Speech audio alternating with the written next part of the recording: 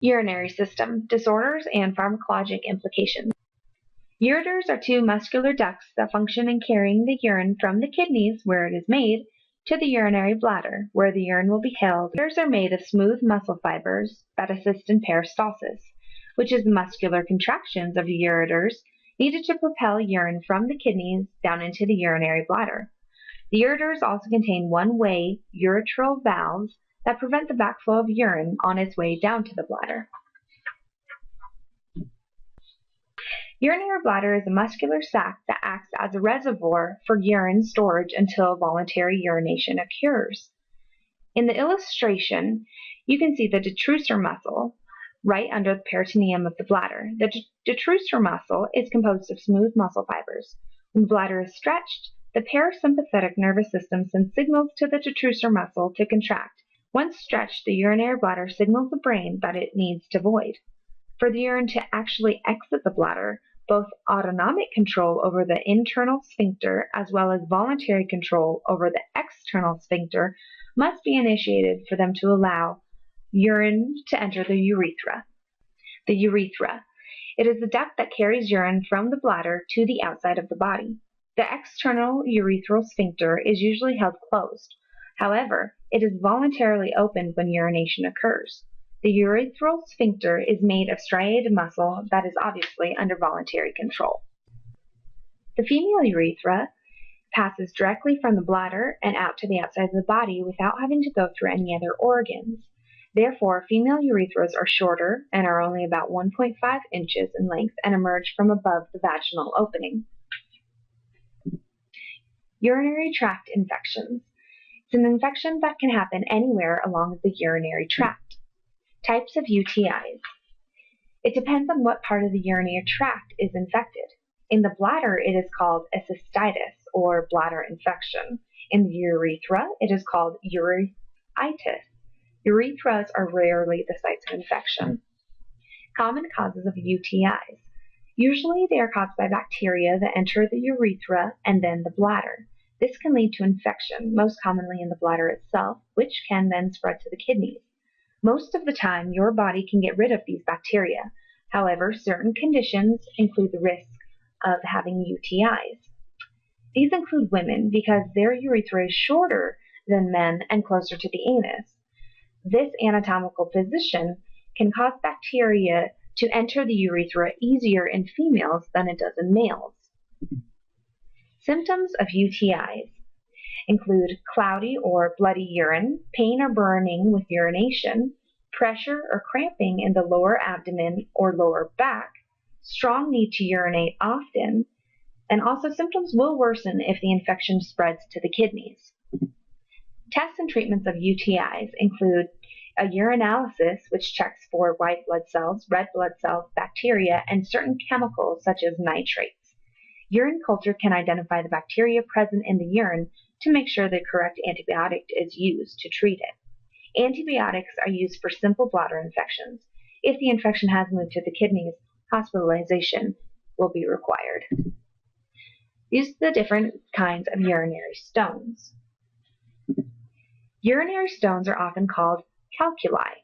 They are composed of varying amounts of cystiloid and a small amount of organic matrix that may form for a variety of reasons. There are 5 major types of urinary stones: calcium oxalate, calcium phosphate, struvite, uric acid, and cysteine. The most common types are composed of calcium, which allows them to be radio-opaque and seen on plain abdominal radiographs. Signs and symptoms of urinary stones.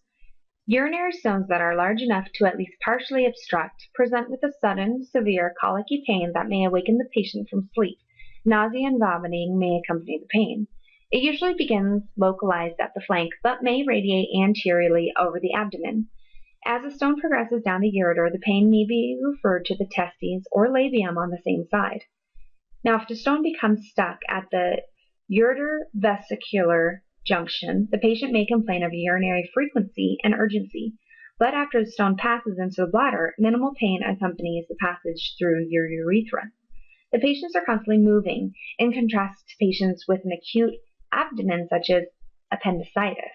It's important to remember that the size of the stone does not necessarily correlate with the severity of the symptoms.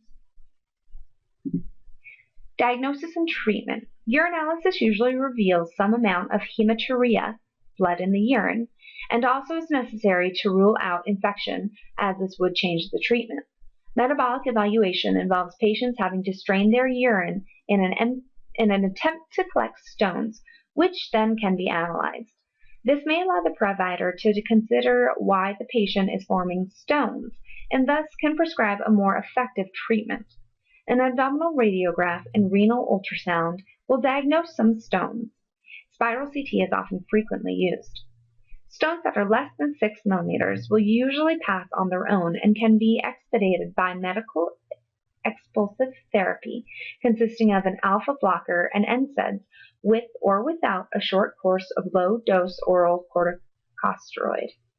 Patients may also need appropriate pain medications while waiting for the stone to pass. Larger stones may require one of a variety of more advanced procedures depending on each individual case. It's important for the patient to make changes in order to prevent the reoccurrence of stones. The most important step a patient can make is by increasing fluid intake to ensure avoided volume of about 1.5 to 2 liters per day. It is also recommended to reduce sodium and animal protein intake. Pharmacological implications. With patients with kidney disease or damage, renal failure, or using drugs that can adversely affect the kidneys, there are modifiable factors that should be implemented to either reduce the damage to the kidneys or to avoid toxicity. These include drug dosage, the frequency that the drug is taken, and the duration in which the drug has to be taken. One of the methods in which drugs are eliminated in the body is through the urinary system. The term applied to this elimination is called clearance. Clearance is defined as the volume of plasma required to supply the quantity of substance X excreted in the urine each minute. Now, there are several pharmacologic implications that can affect the clearance. These include elderly and newborns. Renal function declines with age as a result of the anatomical and physiological changes that occur with aging. Because renal function deteriorates with age, even in the seemingly healthy patient, clearance of renally excreted and metabolized drugs may be markedly impaired in the elderly patient. Therefore, to avoid toxic effects, a dosage reduction is often necessary. Newborn kidney function is not fully functional yet. The urine of a newborn is much more dilute than that of an adult. As such, it is important to be mindful when administering medications, as more of the medication is being retained by the newborn. Number 2, kidney damage or disease. In people whose kidney function has declined, the normal dosage of a drug that is eliminated primarily through the kidneys may be too much and may cause side effects. Therefore, healthcare practitioners sometimes must adjust the drug dosage based on the amount of decline in the person's kidney function. Number 3, in heart disease, the pharmacokinetic changes are not always predictable, but it seems that the net effect of a reduction in the volume of distribution and impairment of clearance is that plasma concentrations of drugs are usually higher in patients with congestive heart failure than in healthy subjects. Number 4, certain pharmacological drugs have been known to cause kidney damage. In these cases, a patient's kidney function must be monitored. Drugs involved in kidney damage include antibiotics.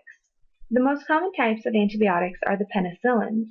Other antibiotics are sulfonamides, polymyxin, cephalosporins, erythromycin, vancomycin, and quinolones, just to name a few. Over-the-counter medications such as aspirin, ibuprofen have been known to adversely affect kidney function. Other NSAIDs include indomethacin, ketoprofen, and naproxen. Diuretics. These include thiazides, furosemide, ethacrysmic acid, trimethoprim, and indapamide. This list of drugs is not exclusive. It is important to understand the potential of either causing toxicity or kidney damage with pharmaceuticals. When working with either the young, elderly, or someone who has had kidney damage, dose adjustments may be necessary to avoid an adverse outcome. These were the references used to make this presentation.